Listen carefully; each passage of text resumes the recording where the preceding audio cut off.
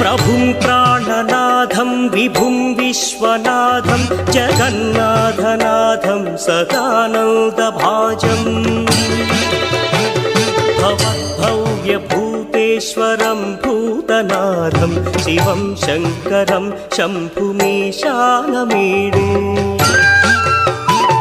गणेरुण्डमालं तनौ सर्पजालं महाकालकालं गणेशादिपालम्